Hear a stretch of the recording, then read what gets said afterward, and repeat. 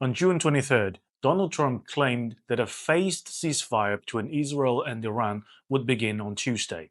However, the next day, the Chief of General Staff of IDF alleged that Iran had violated the agreement and that Israel would respond with force. Trump's wishful thinking didn't even last 24 hours. Chinese strategist Wang Xiangsui points out that unless Israel corrects two fundamental strategic misjudgments, lasting peace in the Middle East will remain out of reach. Israel's first strategic mistake is a turn toward military expansion, contrary to its actual national security needs.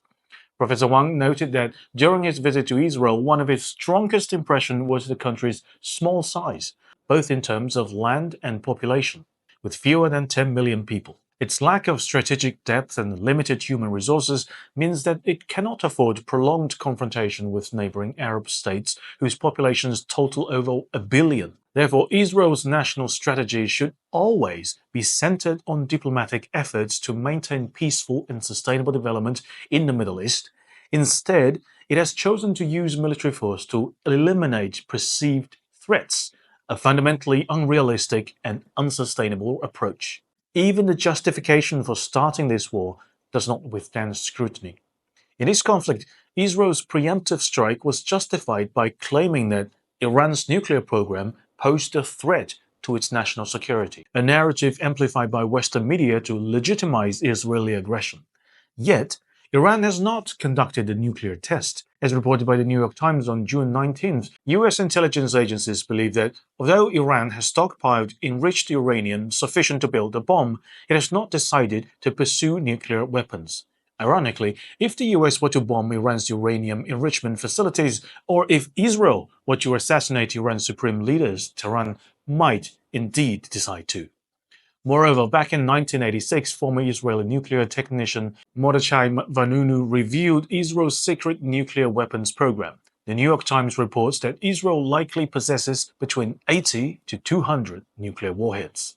Therefore, in light of Israel's asymmetric nuclear advantage and its willingness to use military force at will, Iran's nuclear ambitions can be interpreted as a reciprocal response, potentially restoring strategic balance in the region. Israel's current military expansion in the name of stopping Iran's nuclear program runs completely counter to its actual need for peace and long-term security. Israel's second strategic mistake is misjudging the power gap and setting unrealistic goals. According to the Washington Post on June 23rd, Israel's objectives are subtly shifted towards regime change in Iran. But as Professor Wang points out, this is an unattainable goal, politically, militarily, and economically. Politically and militarily, even if Israel could install a puppet regime in Iran, the hatred sowed by war and invasion would make such a regime unsustainable. The spontaneous resistance from Iran's 90 million citizens would overwhelm any puppet government and far exceed what Israel, with only 10 million people, could suppress. The US also failed to control Afghanistan despite years of military occupation and support for a client regime, ultimately retreating in disgrace after a costly insurgency. Israel should not expect the US to help realize this unrealistic objective. And economically, Israel has overlooked a more fundamental issue. The Western world, including the US, no longer can absorb and reshape Iran. As the Washington Post argues, the best way to win over Iran is by helping it become a wealthier, more advanced, and more integrated country. Yet, Professor Wang observes that today's Western economies have evolved into exclusionary, hierarchical systems akin to caste structures. Even if Iran voluntarily pursued modernization and sidelined religion in governance, Western willingness to support such a reform is questionable. Moreover, delivering this kind of united front effort requires real money. Given the economic decline of US and other G7 countries, resources are scarce, and aligning with the West no longer guarantees material benefits. On the contrary, Trump's decision to support Israel's bombing of Iran's nuclear facilities and dispatch fleets to assist Israel amounts to an external assault on Iran's right to security and development. These outside attacks will only consolidate Iran's current regime. For instance, Iran's cultural and sports sectors once criticized Tehran's conservative values. During the 2022 Qatar World Cup, Iran's national football team refused to sing the national anthem in solidarity with domestic protests. Yet by June 13th, during the 2025 FIVB Men's Volleyball Nations League, Iranian athletes were once again singing the national anthem and saluting the flag, a sign of internal political shifts.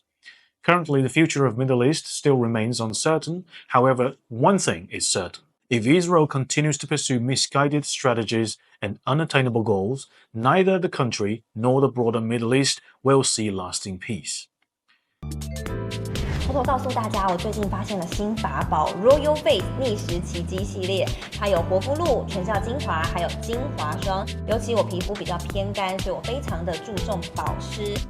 保湿做得好，肌肤自然烹润。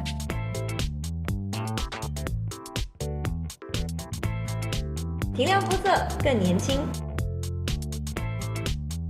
抚平皱纹超有感，而且气色变好。用心保养，每天都更美一点。